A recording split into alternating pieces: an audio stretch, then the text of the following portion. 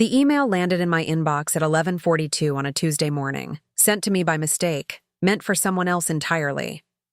I opened it standing at my kitchen counter with a cup of coffee going cold beside my laptop. And by the time I finished reading it, I understood that 14 years of my marriage had a second life running quietly underneath it, one I had never once been shown. The subject line said simply, "Transfer confirmed, Vivian." Inside was a message from my husband to his brother, confirming a payment of $6,000, sent monthly for the last 3 years. I didn't cry. I didn't call him. I closed the laptop, finished my coffee, and started building a file. But to understand why I didn't fall apart in that kitchen, you need to understand who I am and what I'd already survived once before, long before Daniel ever came into my life. Before we go deeper into the story, please take a moment to like and subscribe. If you have a second, drop a comment and tell me where you are listening from and what time it is there. It means more than you know. My name doesn't matter much for this story. What matters is that I spent 11 years as a forensic auditor for a regional bank before moving into private consulting, which means I've spent most of my adult life reading financial records the way other people read facial expressions, looking for the tell, the inconsistency, the number that's technically correct but somehow still wrong. Daniel and I met when I was 29. He was a structural engineer, steady, a little quiet, the kind of man who double-checked locks and never raised his voice. We married 2 years later. No children, a choice we made together early on, one I never regretted. 14 years is a long time to build a life with someone, long enough that I genuinely believed I understood the architecture of it completely. That belief ended the moment I read the word Vivian. I want to be honest about my first assumption, because it matters for what comes later. I assumed exactly what you'd assume, an affair. A woman named Vivian. A monthly payment that looked like the kind of quiet financial arrangement men make when they're supporting a second life they think no one will ever find. I didn't confront Daniel that night. I've learned, professionally and personally, that confrontation before confirmation is how people talk their way out of consequences. You gather everything first. You let the evidence speak before you ever let them know you've heard it. So I did what I do for a living. I pulled our joint statements, and then, using an old shared login Daniel had never removed from our home accounting software, I pulled his individual account too. The payments were real. $6,000 monthly, routed through an account under the name Vivian Marsh, going back 36 months exactly. No hidden hotel charges, no suspicious travel, just a clean, consistent, deliberate transfer. The kind of pattern that told me this wasn't reckless passion. It was planned. And it was ongoing. I found something else buried in an old browser history he'd forgotten to clear from our shared family laptop. A folder of saved messages between Daniel and his brother. Ryan, I want to pause here and tell you about Ryan, because he matters more to this story than I initially understood. Ryan was 3 years younger than Daniel, the kind of charming, financially reckless brother every family seems to produce one of. 2 failed businesses, a divorce that had drained him. For years, Daniel had quietly helped him. A loan here, a co-signed lease there, always without telling me the full amount, which used to frustrate me, though I'd long since accepted it as simply part of who Daniel was. Loyal to a fault, even to people who didn't deserve it. The messages between Daniel and Ryan referenced Vivian constantly, but not in the way I expected. Not as a woman Daniel was involved with, as someone Ryan had introduced him to. A private investigator. I sat with that word for a long time. Investigator, not mistress. At first, I felt something close to relief, quickly followed by a colder, more unsettling question.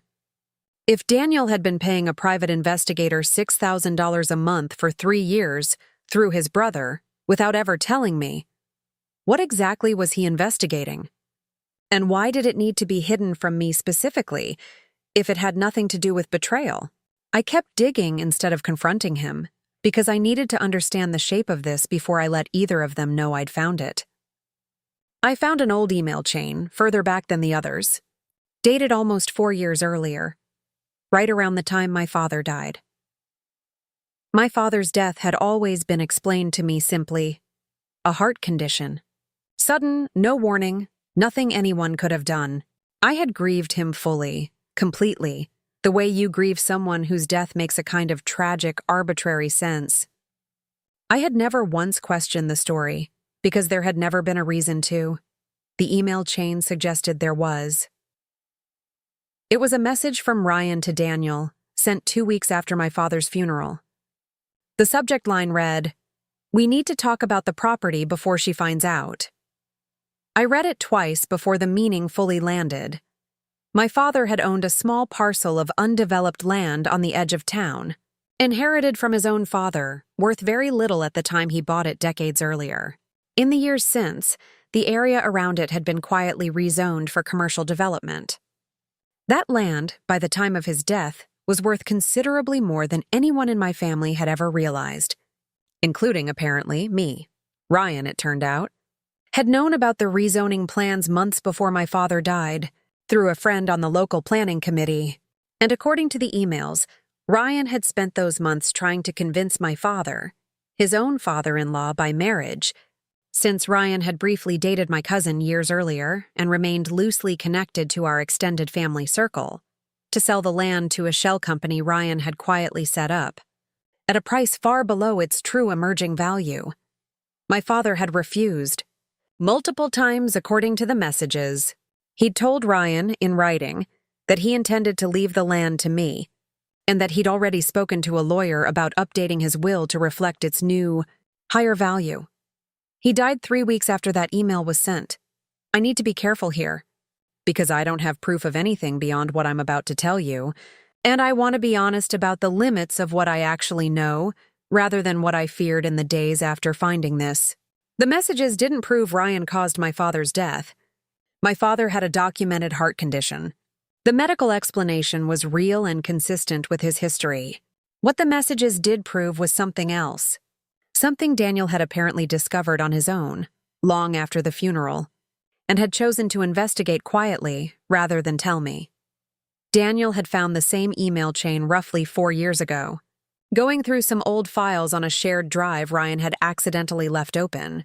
He'd seen the pressure Ryan had put on my father in his final months, the shell company, the timeline that lined up a little too cleanly with my father's sudden death, and the will that was never actually updated before he passed. Daniel hadn't told me. Instead, he'd hired Vivian Marsh quietly, funneled through Ryan's own name on the transfers to avoid drawing my attention, if I ever happened to glance at shared statements, to investigate whether there was anything more concrete connecting Ryan to what happened, and, separately, to trace exactly what had happened to that land parcel after my father's death. I sat with all of this for 2 full days before I said a single word to Daniel. I want to explain why, because I think it's the part of this story people struggle with most. I wasn't protecting him. I was trying to understand whether the man I'd been married to for 14 years had kept something this significant from me out of love, or out of the same instinct toward quiet loyalty that had let his brother borrow money for over a decade without consequence. Those aren't the same thing, even if they can look similar from the outside. When I finally confronted him, I didn't lead with anger. I sat him down at our kitchen table, the same table where I'd first read that email, and I laid out everything I'd found in order, the way I would for a client reviewing a discrepancy in their books. The payments, Vivian's actual role, the email chain about my father's land, his silence. Daniel didn't try to minimize any of it, which mattered to me more than I expected. He told me he'd found the emails by accident, months after the funeral, when I was still deep in grief and barely functioning some days. He said he made a decision, one he now understood was wrong, to investigate quietly before ever bringing it to me, because he was terrified of handing me an unconfirmed, devastating theory about my own father's death while I was still raw from losing him. "I thought I was protecting you from a maybe," he said. "Instead, I just left you carrying a very real loss without any of the facts that came with it." Here's what Vivian's 3 years of investigation had actually uncovered. laid out in a formal report Daniel finally showed me that same night. The land parcel had indeed been quietly transferred, 6 weeks after my father's death, to the shell company Ryan had set up, through a signature on an old, informal document my father had apparently signed years earlier. Intended originally for a completely different, much smaller transaction that Ryan had recycled and misrepresented to the county records office as authorization for the full parcel sale. It wasn't proof of anything criminal regarding my father's death, but it was clear documented evidence of fraud regarding the land itself, a forged authorization used to seize an inheritance that legally, morally, and by every intention my father had ever expressed in writing, belonged to me. I met with a property attorney the following week, bringing Vivian's full report with me. What followed took 4 months, longer than I expected, but far cleaner than I feared. The forged authorization document didn't hold up under scrutiny once a document examiner compared the signature dates and paper stock against verified samples from the correct time period. Ryan's shell company had already resold a portion of the land to a developer 18 months earlier, which meant the case became less about recovering the physical land and much more about recovering its value. The settlement, once finalized, came to just under $2.1 million. The difference between what Ryan had paid my father's estate for the fraudulently transferred parcel and what the land, and its subsequent resale, had actually been worth. Ryan didn't fight it as hard as I expected once the document examiner's findings were presented. I think some part of him had been waiting, quietly for 4 years, for exactly this outcome. Guilt has a way of making people surrender faster than innocence does. I want to tell you something honestly, because I think it matters more than the settlement number. The hardest part of this entire process wasn't uncovering Ryan's fraud.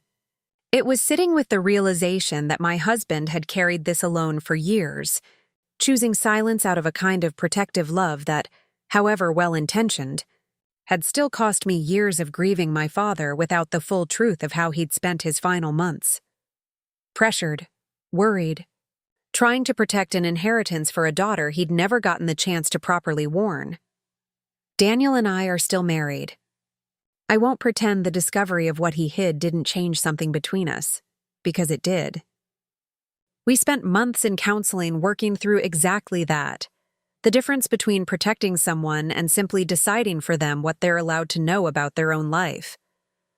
He understands now, he tells me, that love isn't supposed to work like an audit you never get to see. As for Ryan, my extended family fractured in ways that are still settling. Some relatives sided with him initially, before the document examiner's findings became impossible to dispute. Most of that has quietly reversed itself since. I used a portion of the settlement to establish a small fund in my father's name, one that provides free legal consultations to elderly homeowners and their families navigating property disputes and estate fraud, the kind of help that, if it had existed for my father in his final months, might have changed how those last weeks of his life actually went.